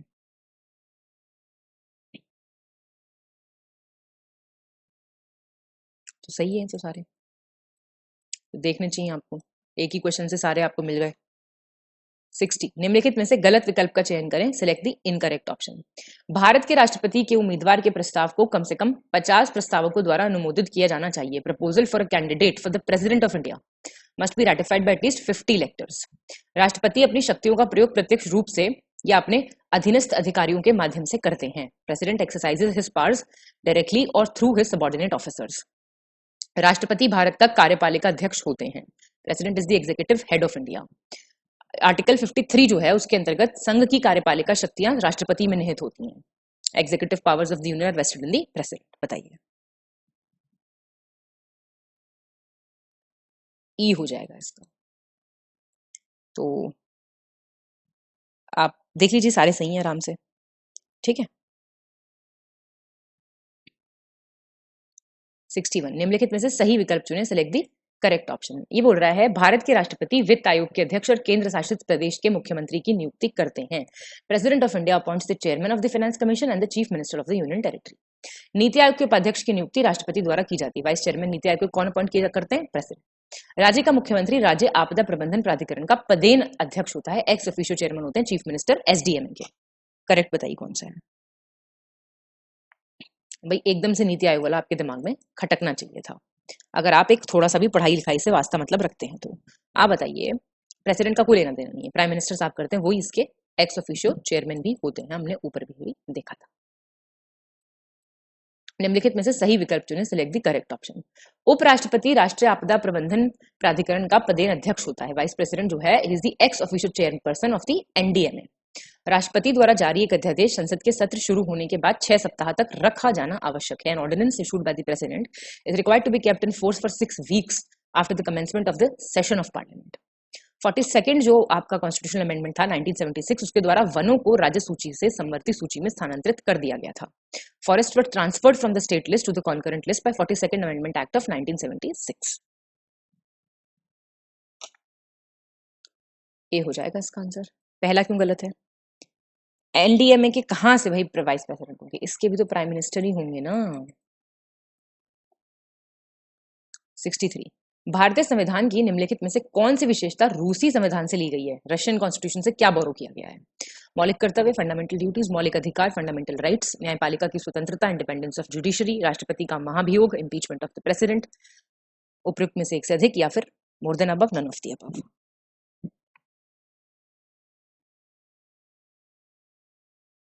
तो आपकी आप जानते हैं फंडामेंटल ड्यूटीज ली गई है रशिया से, है ना। और जो बाकी क्या है ना, ये फंडामेंटल राइट्स हो गया आपका, ये सब इम्पीचमेंट प्रेसिडेंट का, ये सब कहां से लिया गया है? ये यूनाइटेड स्टेट्स के कॉन्स्टिट्यूशन से लिया गया है। 64 मोरारजी देसाई के बाद 1966 में स्थापित प्रशासनिक सुधार आयोग का अध्यक्ष निम्नलिखित में से किसे नियुक्त किया गया था? Who among the following was appointed as the chairman of the Administrative Reforms Commission established in 1966 after Morarji Desai? K.M. Munshi, Humayun Kabir, K. Hanumanthaiya, D.R. Gadgil, none of the above, more than above. ये आपका है के हनुमंथैया। देखिए 5 जनवरी की बात है ये, 5 जनवरी 1966 को एडमिनिस्ट्रेटिव रिफॉर्म्स कमीशन को बनाया गया। चेयरमैनशिप किसकी थी? मोरारजी देसाई की। तो मोरारजी देसाई के बाद के हनुमंथैया को अपॉइंट किया गया था चेयरमैन एआरसीज का। एआरसी रिपोर्ट्स सुनी होंगी आपने। 65 निम्नलिखित में से सही विकल्प चुनें, सिलेक्ट दी करेक्ट ऑप्शन। भारतीय संविधान की चौथी अनुसूची राज्यसभा में सीटों के आवंटन से संबंधित थी। Fourth schedule of the Indian constitution was related to the allocation of seats in Rajya Sabha. Schedule तो अब रट गए होंगे आपको। शिक्षा जो प्रारंभ में राज्य सूची का विषय थी, उसको 42nd संशोधन अधिनियम 1976 से संवर्ती सूची में स्थानांतरित कर दिया गया था, एजुकेशन। और संविधान सभा में 15 महिला प्रतिनिधि थी जिन्होंने भारतीय संविधान के निर्माण में योगदान दिया था। 15 विमेन रिप्रेजेंटेटिव्स थी जिन्होंने कॉन्स्टिट्यूशन में मेकिंग में अपना कंट्रीब्यूशन दिया था। बताओ, सी हो जाएगा 1, 2 एंड 3। तो फोर्थ शेड्यूल आप जानते हैं, एजुकेशन, ठीक है सारी चीजें। इनके नाम भी आप देख सकते हैं एक बार, वैसे तो पूछेगा नहीं, बहुत रिपीटेड हो गया वो क्वेश्चन। 66 निम्नलिखित में से गलत विकल्प का चयन करें, सिलेक्ट द इनकरेक्ट ऑप्शन। किसी राज्य की विधानसभा के सदस्यों की न्यूनतम संख्या 60 होनी चाहिए। Minimum number of members of the legislative assembly of a state should be 60। और राज्य की विधानसभा के सदस्यों की अधिकतम मैक्सिमम कितनी होनी चाहिए? 500, 500। किसी राज्य की विधानसभा का सदस्य होने के लिए मिनिमम एज पूछ रहा है कितनी? 25 साल। और 170 जो अनुच्छेद है आपका, उसमें प्रोविजंस हैं राज्य की विधानसभाओं में निर्वाचन का प्रावधान करते हैं। वो provision for the election to the state legislative assemblies. बताइए, ई हो जाएगा आपका। ठीक है, कोई भी नहीं है इसमें से गलत, तो ये इंपॉर्टेंट है, सारे देख के जाइए ये पॉइंट्स। 67 निम्नलिखित में से सही चुने, करेक्ट पूछ रहा है।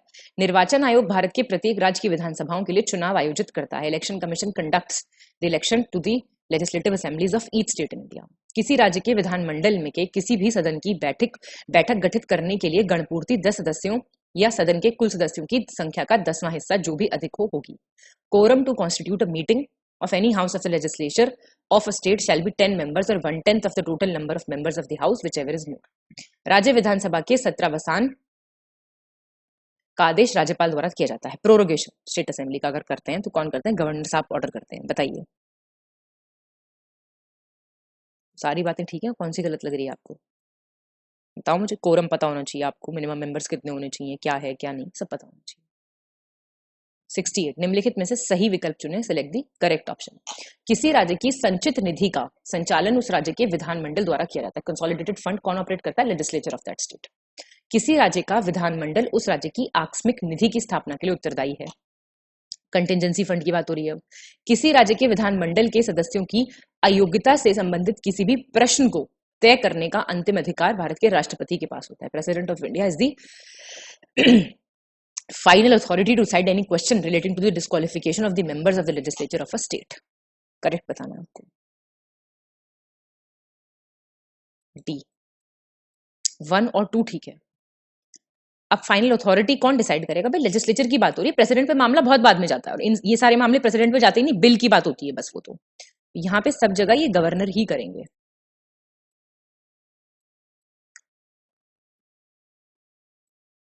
सिक्सटी 69 देख लो। निम्नलिखित में से कौन सा विकल्प गलत है? पूछ रहा है इनकरेक्ट। मुख्यमंत्री की नियुक्ति राज्यपाल द्वारा की जाती है। चीफ मिनिस्टर जो है he is appointed by the governor. Article 167 मुख्यमंत्री के दायित्वों को परिभाषित करता है। Article 167 defines the duties of the chief minister. मंत्री परिषद के अन्य मंत्रियों की नियुक्ति राज्यपाल द्वारा मुख्यमंत्री की सलाह पर की जाती है। Other ministers of the council of ministers are appointed by the governor on the advice of the chief minister. किसी राज्य के मंत्री परिषद में मुख्यमंत्री सहित मंत्रियों की कुल संख्या 12 से कम नहीं होनी चाहिए। Total number of ministers including chief minister council of ministers में should not be less than 12। Answer तो सारे सही देख लो भाई, सारे इंपॉर्टेंट है। 70 किसी राज्य की मंत्री परिषद में मुख्यमंत्री सहित मंत्रियों की कुल संख्या उस राज्य की विधानसभा के सदस्यों की कुल संख्या के डैश से अधिक नहीं होनी चाहिए। Total number of ministers including the chief minister in the council of ministers of a state should not exceed dash of the total number of members of the legislative assembly. कितने percent पूछ रहा है? 15, 10, 20, 25। None of the above, more than above. ये A हो जाएगा आपका 15%, है ना।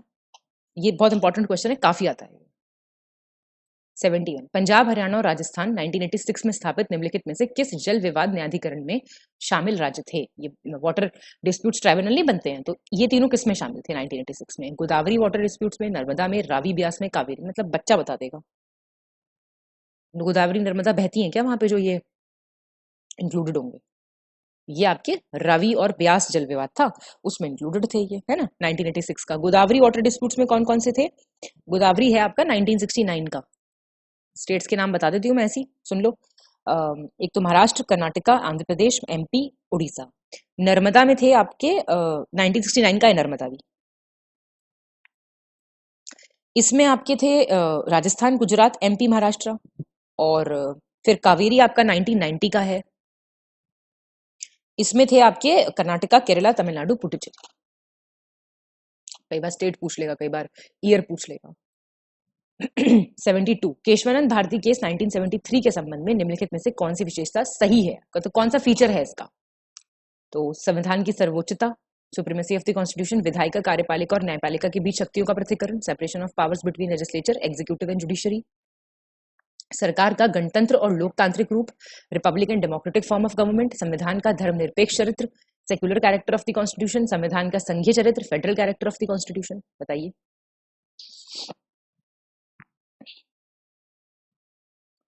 तो ये आपके 1, 2, 3, 4, 5 सारे हो जाएंगे। यही सब तो डिफाइन किया था, बेसिक स्ट्रक्चर की बात की थी ना, जिसको फंडामेंटल राइट्स केस कहते हैं, है ना। तो ये सारी चीजें थी, और भी चीजें थी, पार्लियामेंट्री सिस्टम था, freedom dignity of the individual, सारी चीजें थी। 73 निम्नलिखित में से कौन सा प्रावधान केवल संसद के विशेष बहुमत द्वारा ही संशोधित किया जा सकता है? विच of the following provision can only be amended by the special majority of parliament? राज्यों में विधान परिषदों का उन्मूलन या निर्माण, अबॉलिशन और creation of legislative councils in the states, संसद में गणपूर्ति, कोरम इन पार्लियामेंट, संसद और राज्य विधानसभाओं के चुनाव, elections to parliament and state legislatures, राज्य के नीति निर्देशक सिद्धांत, DPSP, none of the above, more than above. D. तो ये जो है आपका सिंपल मेजॉरिटी से आप क्या क्या कर सकते हो भाई? लेजिस्लेटिव काउंसिल बनानी है, हटानी है, कोरम है, पार्लियामेंट स्टेट लेजिस्लेचर के इलेक्शन है, और डायरेक्टिव प्रिंसिपल्स ऐसी चीजें तो स्पेशल मेजॉरिटी से छेड़ी जाएंगी ना। 74 निम्नलिखित में से कौन सा प्रावधान संसद के विशेष बहुमत और राज्यों की सहमति द्वारा संशोधित नहीं किया जा सकता? ये बोल रहा है can not be amended by the special majority of the parliament and consent of states. ये पूछ रहा है, बताओ अभी अभी तो ऊपर से तो थोड़ा अंदाजा लगा होगा। फंडामेंटल राइट्स, राष्ट्रपति का चुनाव, उनकी उसकी रीति, election of president and it's manner, संघ और राज्यों की कार्यकारी शक्ति का विस्तार, extent of executive power of the union and the states, वस्तु एवं सेवा का परिषद, goods and services tax council. उपयुक्त में से कोई नहीं मोर देन अबव। तो ए हो जाएगा आपका ये। ठीक है, ये स्पेशल मेजोरिटी से करोगे आप, जाहिर सी बात है। और जो ये बाकी की चीजें हैं ना, ये सारी चीजें, ये special majority plus consent of states, इनमें स्टेट्स की कंसेंट भी ली जाएगी। और ये आप जानते हैं स्पेशल मेजोरिटी से ही होगा ये, तो स्पेशल मेजोरिटी। ठीक है जी। तो 75 देख लो। निम्नलिखित में से कौन सा कार्यक्रम या योजना सबसे पहले शुरू की गई थी? Which among the following program और scheme was the first to be launched? आपको साल पता होना चाहिए। सूखा संभावित क्षेत्र कार्यक्रम, ड्रॉट प्रोन एरियाज प्रोग्राम, एकीकृत ग्रामीण विकास कार्यक्रम, इंटीग्रेटेड रूरल डेवलपमेंट प्रोग्राम, स्वर्ण जयंती ग्राम स्वरोजगार योजना, और न्यूनतम आवश्यकता कार्यक्रम, minimum needs program. None of the above, more than above.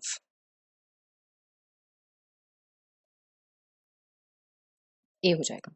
तो ईयर बताया ना मैंने आपको, पता होना चाहिए आपको। 1973 है इसका। इंटीग्रेटेड रूरल डेवलपमेंट आपका 1978 का है, और स्वर्ण जयंती आपका 1999 का है, और ये आपका 1974 का है। 76 निम्नलिखित में से सही विकल्प चुनें, सेलेक्ट द करेक्ट ऑप्शन। प्रथम वित्त आयोग, ये फाइनेंस कमीशन पूछेगा आपसे, N K Singh. 13th finance commission के डॉक्टर विजय केलकर। 14वें के एसी नियोगी। 15वें के Y V Reddy. None of the above, more than above. B हो जाएगा इसका।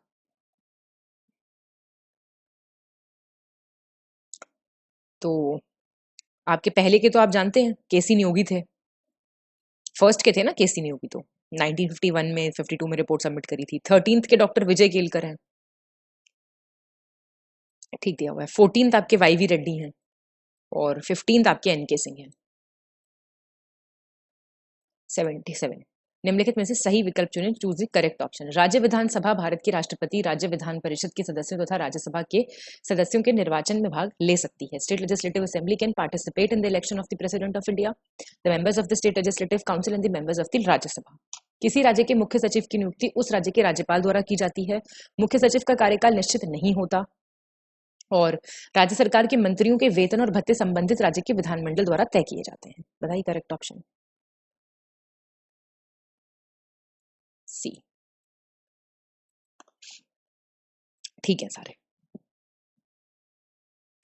78 निम्नलिखित में से गलत विकल्प चुनें, सेलेक्ट द इनकरेक्ट ऑप्शन। प्रारूप समिति की स्थापना 29 अगस्त 1947 को हुई थी। ड्राफ्टिंग कमेटी व सेटअप ऑन अगस्त 29, 1947। प्रारूप समिति में 7 सदस्य थे, 7 मेंबर्स। डॉक्टर भीमराव अंबेडकर इनके अध्यक्ष थे, चेयरमैन ड्राफ्टिंग कमेटी के। एन माधव राव ने बीएल मित्तर का स्थान लिया था, जिन्होंने खराब स्वास्थ्य के कारण इस्तीफा देता था। ये सवाल भी आते हैं। Due to ill health N Madhav Rao replaced BL Mittar. बताइए none of the above, more than above. देखिए ई हो जाएगा। आप सुनिएगा ध्यान से। ड्राफ्टिंग कमेटी 29 अगस्त 1947 को सेटअप हुई थी। 7 मेंबर थे, मैंने बता दिया। चेयरमैन बी आर अम्बेडकर, याद रखिएगा। एन गोपाल स्वामी अयंगर, एक और अल्लादी कृष्ण स्वामी अयंगर। देखिए गोपाल, फिर एक में कृष्ण स्वामी आ जाएगा, ऐसे याद करिएगा, कान्हा जी के नाम से। डॉक्टर के एम मुंशी, फिर कृष्ण। सैयद मोहम्मद सादतुल्ला, इनको आप अलग से याद कर सकते हैं। एन माधव राव, माधव, उनकी जगह है बीएल मित्तर। टीटी कृष्णमाचारी, फिर से कृष्ण जी आ गए। देख रहे हैं आप, ऐसे याद हो गए सारे। असल में फिर क्या हुआ था, डीपी खेतान आए थे इनकी जगह। आई एम सॉरी, ये डीपी खेतान की जगह आए थे टीटी कृष्णमाचारी, क्योंकि उनकी डेथ हो गई थी डीपी खेतान की 1948 में। तो थोड़ा बहुत ऐसे याद कर सकते हैं। 79 भारतीय संविधान के अनुच्छेद 197 के संदर्भ में गलत विकल्प चुनना, आपको इनकरेक्ट। विधान परिषद केवल 14 दिनों के लिए किसी धन विधेयक को रोक सकती है। Legislative council can stop money bills only for 14 days. Vidhan Parishad किसी साधारण विधेयक को पहली बार में 3 महीने के लिए रोक सकती है, द फर्स्ट इंस्टेंस में 3 मंथ्स तक। विधान परिषद किसी साधारण विधेयक को केवल 1 महीने के लिए रोक सकती है यदि इसे विधानसभा द्वारा पुनः पारित किया गया हो तो। Legislative council can stop an ordinary bill only for 1 month if it is repassed by the legislative assembly. विधान परिषद एक साधारण विधेयक को कुल 4 महीने के लिए रोक सकती है, can stop an ordinary bill for a total of 4 months। बताइए, इसका भी ई हो जाएगा। ठीक है।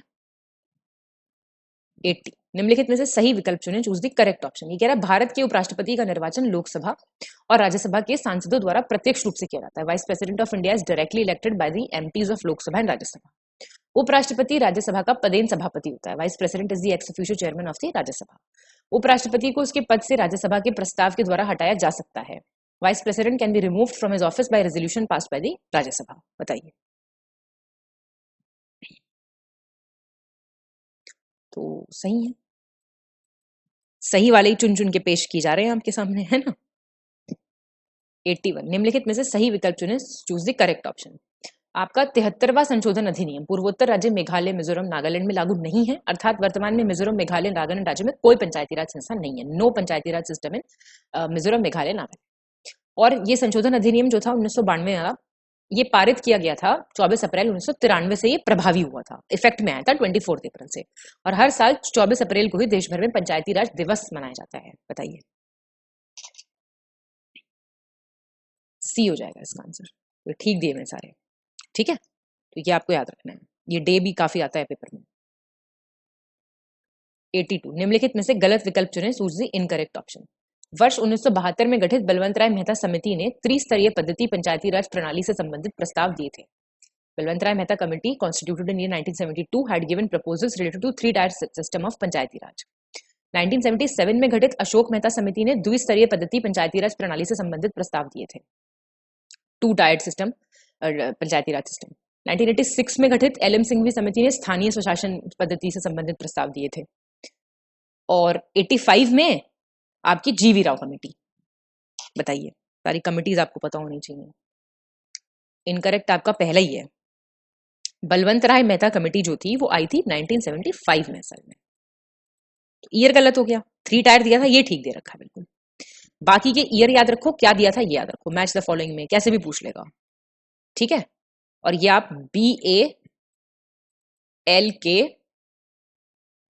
मतलब बल्ग ऐसे करके याद कर लो, BLG, बलवंत राय, अशोक मेहता, एलएम सिंघवी और जीवी के राव। तो ये क्रोनोलॉजी भी याद रहेगी आपको। मतलब इसमें आप एलएम सिंघवी को बगल कर लो, इसको सॉरी ये ऐसे नहीं होगा, बगल होगा इसका, BAGL, बगल कर लो। तो एक क्रोनोलॉजी भी याद रहेगी इससे, पहली कौन सी बाद में कौन सी आता है सवाल। 83, निम्नलिखित में से सही विकल्प चुनें, चूज द करेक्ट ऑप्शन। ग्रामीण स्थानीय शासन का पंचायती राज नामकरण महात्मा गांधी के सुझाव पर का परिणाम था। Panchayati Raj nomenclature of rural local government was the result of Mahatma Gandhi suggestion. VN Gadgil की अध्यक्षता में कांग्रेस पार्टी द्वारा 1988 में नीति और कार्यक्रम संबंधी समिति का गठन किया था। Committee on policy and programmes was constituted in 1988 by the Congress party under the chairmanship of VN Gadgil. Ashok Mehta समिति ने विकेंद्रीकरण प्रणाली की सिफारिश की थी, डिसेंट्रलाइज सिस्टम की। बताइए। डी हो जाएगा ठीक, पहला दूसरा। ये जो डिसेंट्रलाइजेशन सिस्टम की सिफारिश की थी अशोक मेहता कमेटी ने की थी, बलवंत राय मेहता कमेटी ने की थी, जो अभी ऊपर देख के आया हुआ। 84, राजस्थान के नागौर जिले में 2 अक्टूबर 1959 को प्रथम पंचायती राज व्यवस्था का उद्घाटन निम्नलिखित में से किसके द्वारा किया गया था। First Panchayati Raj system was inaugurated by whom among the following on October 2, 1959 in the Nagaur district of Rajasthan. तो Sardar Vallabh Bhai Patel, Lal Bahadur Shastri, Pandit Jawaharlal Nehru, Motilal Nehru, none of the above, more than above. तो ये सी हो जाएगा, पंडित जवाहरलाल नेहरू। और ये डेट याद रखनी है आपको और जगह का नाम याद रखना है। 85, निम्नलिखित में से सही विकल्प चुनें, चूज द करेक्ट ऑप्शन। संसद के दोनों सदनों की संयुक्त बैठक संबंधी प्रावधान रूसी संविधान से लिया गया था। The provision related to the joint sitting of the 2 houses of parliament was taken from Russian constitution. Balwant Rai Mehta को भारत में पंचायती राज व्यवस्था का वास्तुकार कहा जाता है, architect of Panchayati Raj system in India. अनुच्छेद 371J कर्नाटक राज्य से संबंधित विशेष प्रावधान। ABCF पढ़ के आयो, एक J यहाँ पे और तैयार हो गया। याद रखो पुराना क्या पढ़ते जा रहे हो, देखो तभी बात बनेगी। बताओ। ए हो जाएगा 2-3। ये जॉइंट सिटिंग का जो था ना, ये ऑस्ट्रेलिया से लिया था, बस इतना ध्यान रखना है, रशिया से नहीं। तो ये जे भी तैयार हो गया आप, कर्नाटका। 86, निम्नलिखित में से सही विकल्प चुनें, चूज द करेक्ट ऑप्शन।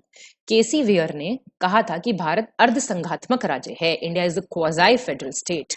अध्यक्षात्मक शासन का उदय सर्वप्रथम फ्रांस में हुआ था। The presidential government was first emerged in France. Bharat में राजनीतिक सत्ता का प्रमुख स्रोत जनता को माना जाता है. Public is considered to be the main source of political power in India. Answer B हो जाएगा इसका आंसर. 1 और 3 गलत सही है. देखते जाओ जो ठीक है. और प्रेसिडेंशियल सिस्टम सबसे पहले कहाँ, फ्रांस में कैसे आएगा? जहां पे सबसे ज्यादा लागू किया गया वहीं पे, यूएस में, वहीं से आया है ये कॉन्सेप्ट. 87 प्रेसिडेंशियल पार्लियामेंट्री में डिफरेंस, फेडरल यूनिटरी में डिफरेंस, ये सारे देख के चलो. कोई एक चीज कहीं पे आए तो उससे अंदाजा लगाया करो कि अच्छा आपको क्या क्या और याद करना है. याद है तो बहुत अच्छी बात है, नहीं करना तो रिवाइज कर लो, कोई बात नहीं. निम्नलिखित में से सही विकल्प चुनें. Choose the correct option. आपका फ्रेड डब्ल्यू रिग्स विकास प्रशासन की अवधारणाओं से संबंधित हैं. Concepts of development administration. Bharat में पंचायती राज व्यवस्था सर्वप्रथम राजस्थान और आंध्र प्रदेश में प्रारंभ की गई थी. Panchayati Raj system in India was first started in Rajasthan and Andhra Pradesh. दोहरी कार्यपालिका अध्यक्षात्मक शासन प्रणाली का आधारभूत तत्व है. Dual executive is the basic element of the presidential government system. Answer D हो जाएगा आंसर. 1 and 2. जो प्रेसिडेंशियल सिस्टम है यहाँ पे डुअल एग्जीक्यूटिव थोड़ी होता है, यहाँ तो सिंगल होता है. बाकी आपने देख लिया. 88 निम्नलिखित में से किसने भारतीय संघवाद को सहकारी संघवाद कहा है? Considered Indian federalism as cooperative federalism. M.V. Pylee, Granville Austin, Arun K Tiruvengadam, Morris Jones, none of the above, more than. ये ग्रैनविल ऑस्टिन ने बोला है और ग्रैनविल ऑस्टिन ने कोऑपरेटिव फेडरलिज्म बोला और इनके स्टेटमेंट्स काफी इंपॉर्टेंट हैं पेपर के लिए. 89 निम्नलिखित में से किन स्रोतों का उल्लेख भारतीय संविधान में किया गया है? Among the following sources have been mentioned in the Indian constitution. कल्याणकारी राज्य वेलफेयर स्टेट, समाजवादी राज्य सोशलिस्ट स्टेट, राजनीतिक समानता न्याय पॉलिटिकल इक्वालिटी जस्टिस, लोकतांत्रिक गणराज्य डेमोक्रेटिक रिपब्लिक. बताइए. ये आ गया आपका 1 2 3 4 सारी चीजें हैं ये सब. They have been mentioned in the constitution, very much mentioned. 90 निम्नलिखित में से सही विकल्प चुनें. Choose the correct option. केंद्र सरकार और राज्य सरकार के प्राधिकार का स्रोत भारत का संविधान है. Constitution of India is the source of authority of the central government and the state governments. कल्याणकारी राज्य का उद्देश्य कमजोर वर्गों के कल्याण का प्रबंध करना होता है. Objective of a welfare is to manage the welfare of the weaker sections. सबसे पहले संसदात्मक सरकार ग्रेट ब्रिटेन में शुरू हुई थी. पार्लियामेंट्री गवर्नमेंट कब से कहां आई थी? ग्रेट ब्रिटेन में आई थी, ये बोल रहा है. बताइए आंसर. ठीक है, बिल्कुल. 91 राफिक जकारिया की अध्यक्षता में, बहुत इंपॉर्टेंट, शहरी स्थानीय निकायों के वित्तीय संसाधनों के संवर्धन पर मंत्रियों की एक समिति का गठन किस वर्ष किया गया था? Committee of ministers on augmentation of financial resources of urban local bodies was formed under the chairmanship of Rafiq Zakaria in which year? 1961, 62, 63, 64, none of the above, more than above. C 63. 92 निम्नलिखित में से सही विकल्प का चयन करें. Select the correct option. 1960 में VR. Rao की अध्यक्षता में पंचायत सांख्यिकी के यांत्रिकीकरण पर एक समिति का गठन किया गया था. Committee on rationalisation of panchayat statistics was formed under the chairmanship of VR. Rao in 1960. 1976 में श्रीमती दया चौबे की अध्यक्षता में सामुदायिक विकास एवं पंचायती राज पर एक समिति का गठन किया गया था. Committee on community development and Panchayati Raj. 1966 में जी रामचंद्रन की अध्यक्षता में पंचायती राज प्रशिक्षण केंद्रों पर एक समिति का गठन किया गया था. ट्रेनिंग सेंटर्स पंचायती राज की, उससे रिलेटेड. इसका बताओ क्या होगा? ये भी सारे सही हैं, सी हो जाएगा इसका भी. 93 राज्य मानवाधिकार आयोग के अध्यक्ष एवं अन्य सदस्यों की नियुक्ति एक समिति की अनुशंसा पर राज्यपाल द्वारा की जाती है. निम्नलिखित में से कौन इस समिति का अध्यक्ष है? Chairman and the other members of the states human rights commission are appointed by the governor on the recommendation of a committee. Who among the following is the chairman of this committee? Chief minister, मुख्यमंत्री, विधानसभा अध्यक्ष, speaker of legislative assembly, राज्य के गृह मंत्री, state home minister, राज्यपाल, governor. उपयुक्त में से कोई नहीं, उपयुक्त में से एक से अधिक. ये ए हो जाएगा, याद रखिएगा. ठीक है ना. स्टेट ह्यूमन राइट्स कमीशन आप जानते हैं, इसमें एक चेयरमैन होते हैं प्लस 2 मेंबर होते हैं, तो 3 मेंबर की कमेटी होती है पूरी. चेयरमैन और जो बाकी के मेंबर्स होते हैं उनको करते हैं अपॉइंट गवर्नर साहब एक कमिटी के रिकमेंडेशन पर. इस कमिटी में कौन कौन होता है? चीफ मिनिस्टर होते हैं, उसके अलावा स्टेट लेजिस्लेटिव असेंबली के स्पीकर होते हैं, होम मिनिस्टर होते हैं स्टेट के, लीडर ऑफ ऑपोजिशन होते हैं लेजिस्लेटिव असेंबली के, और भी कुछ मेंबर्स होते हैं. ठीक. 94 निम्नलिखित में से सही विकल्प चुनें. Select the correct option. वस्तु एवं सेवा कर को 2016 के 101वें संशोधन अधिनियम द्वारा भारतीय संविधान में जोड़ा गया था। Goods and services tax was added to the Indian constitution by the 101st amendment act of 2016। वस्तु एवं सेवा कर से संबंधित प्रावधान 279A के अंतर्गत दिए गए हैं जीएसटी के प्रोविजंस। 44th जो आपका कॉन्स्टिट्यूशनल अमेंडमेंट आया 1978 का, उसके तहत ये प्रावधान किया गया कि अनुच्छेद 20 और 21 द्वारा प्रदत्त मौलिक अधिकारों को राष्ट्रीय आपातकाल के दौरान निलंबित नहीं किया जा सकता। बताइए,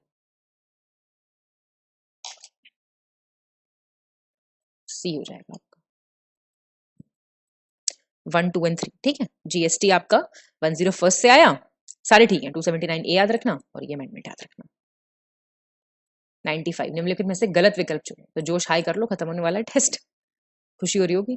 केंद्रीय समाज कल्याण बोर्ड, सेंट्रल सोशल वेलफेयर बोर्ड, ये किसमें आता है? महिला एवं बाल विकास मंत्रालय, वुमेन चाइल्ड डेवलपमेंट। केंद्रीय प्रशासनिक न्यायाधिकरण, कार्मिक मंत्रालय।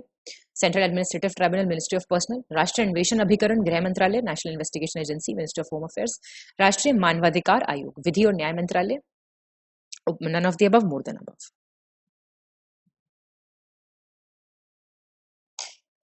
डी, नेशनल जो ह्यूमन राइट्स कमीशन है, या था आपका मिनिस्ट्री ऑफ होम अफेयर्स में, तो पता ही होगा आपको, है ना।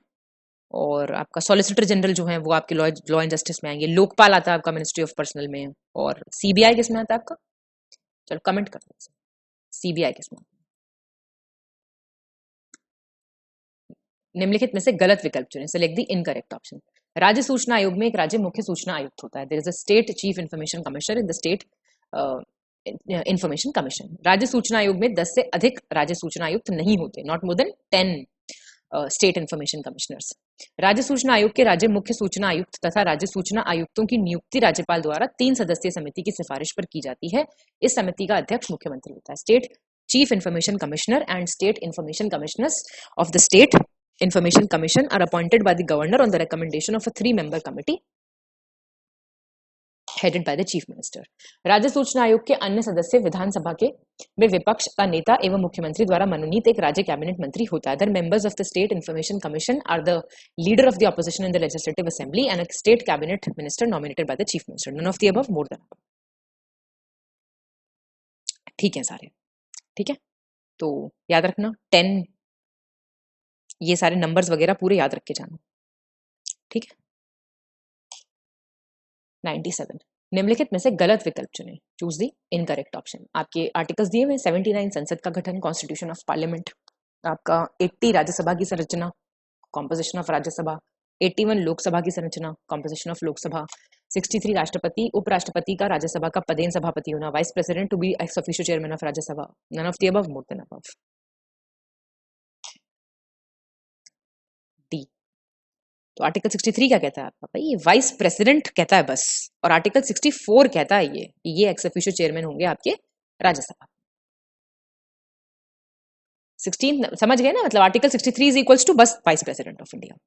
16 नवंबर 1992 को सर्वोच्च न्यायालय ने इंदिरा साहनी और अन्य बनाम भारत संघ आपका AIR 1993 SC 477 मामले में निर्णय दिया था कि कुल आरक्षण डैश से अधिक नहीं होना चाहिए। Total reservation should not exceed how much? 40, 30, 50, 25%। सी हो जाएगा 50%, ठीक है। तो ये डिसीजन जो था ना, ये सुप्रीम कोर्ट ने इशू किया था 76th अमेंडमेंट के अंतर्गत 1994 में। 99 निम्नलिखित में से सही विकल्प चुनें। Select the correct option. संविधान के अनुच्छेद 148 के अंतर्गत भारत के नियंत्रक एवं महालेखा परीक्षक के लिए एक स्वतंत्र पद की व्यवस्था की गई है। Constitution has provided for an independent office for the controller and auditor general of India under article 148। Bharat के नियंत्रक एवं महालेखा परीक्षक की नियुक्ति राष्ट्रपति द्वारा की जाती है। स्कैग जो है appointed by the president. Bharat के नियंत्रक एवं महालेखा परीक्षक का कार्यकाल 6 वर्ष की अवधि या 62 वर्ष तक की आयु होता है, जो भी पहले हो, मतलब तो ये it's a period of 6 years और up to the age of 62 years। बताइए, डी हो जाएगा। देखिए 1 and 2, थर्ड क्यों गलत है? 62 नहीं है, 65 years है। तो अब तो खुश हो जाइए आप, स्माइल कीजिए अब तो। निम्नलिखित में से कौन सा विकल्प सही है? करेक्ट पूछ रहा है। राज्य के महाधिवक्ता की नियुक्ति राज्यपाल द्वारा की जाती है। Advocate general of the state is appointed by the governor. संविधान के अनुच्छेद 165 के अंतर्गत राज्यों के लिए महाधिवक्ता के पद की व्यवस्था है। Constitution has provided for the office of the advocate general for the state under the article 165। संविधान के अनुच्छेद 76 के अंतर्गत भारत के लिए महान्यायवादी के पद की व्यवस्था की गई है। Constitution has provided for the office of attorney general of India under article 76। भारत के महान्यायवादी की नियुक्ति राष्ट्रपति द्वारा की जाती है, appointed by the president. None of the above, more than above. ठीक है भाई, सारे ठीक है ना। आर्टिकल आप जानते हैं 76 है, और टर्म ऑफ ऑफिस इनका डिसाइड करते हैं कौन, कोई फिक्स नहीं है, याद रखना इनके टर्म ऑफ ऑफिस के बारे में बात। ठीक है भैया, ये रहा आपका टेस्ट। स्कोर कर दो फटाक से कमेंट, है ना। तो आंसर की तो खैर मैंने बता ही दी आपको। अपना स्कोर आप कमेंट कीजिए मुझे, और बहुत बहुत शुभकामनाएं आप सभी को। मिलते हैं हम नेक्स्ट टेस्ट में। Thank you so much.